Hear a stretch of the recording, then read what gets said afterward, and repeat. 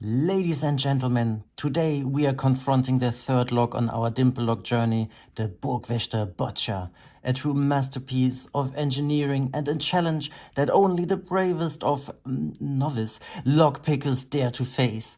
As an orange belt lock, this will be even tougher than the ones we experienced before, a true test of skill and patience. Wächter, the noble castle guard, a name that evokes fear in its opponents. But fear not, my friends, for I am not afraid of this challenge.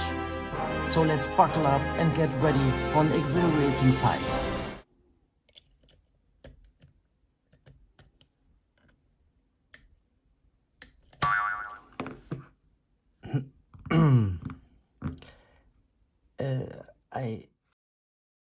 Okay, all jokes aside, let's take a closer look and compare it with our previous lock. As you can see, the warding and keyway are relatively easy to navigate compared to the ABUS 7540, with one important exception, but I will come to that later. I know what you're thinking now.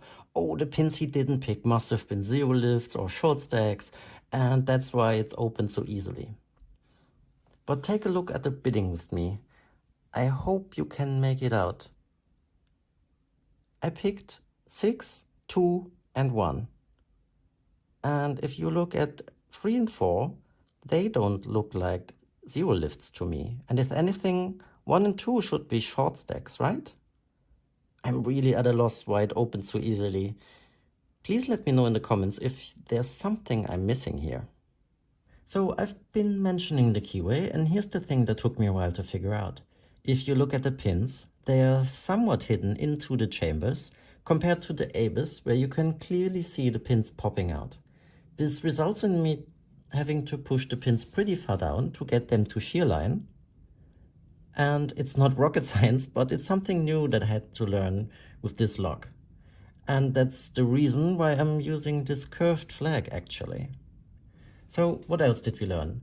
Sometimes locks that are supposed to be challenging turn out to be a breeze, and sometimes even supposedly easy locks can give you a run for your money.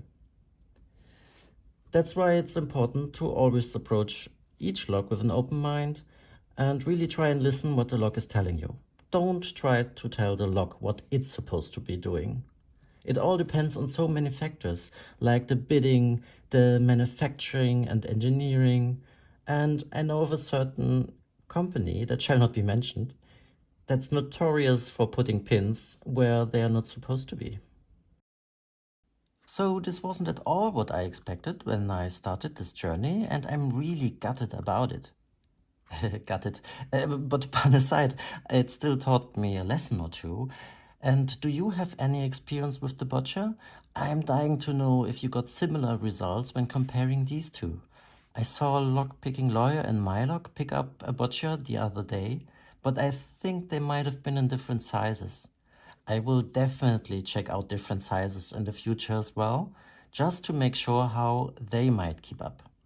But first we will be changing gears a little for our next video. With this Euro cylinder, it's the ABUS Bravis 1000. After all the ups and downs on my Dimple lock journey, I can't wait to see what this greenbelt lock will have in store for us. So stay tuned. In the meantime, I want to say thank you all for your support, and as always, thanks a lot for watching, and see you next time.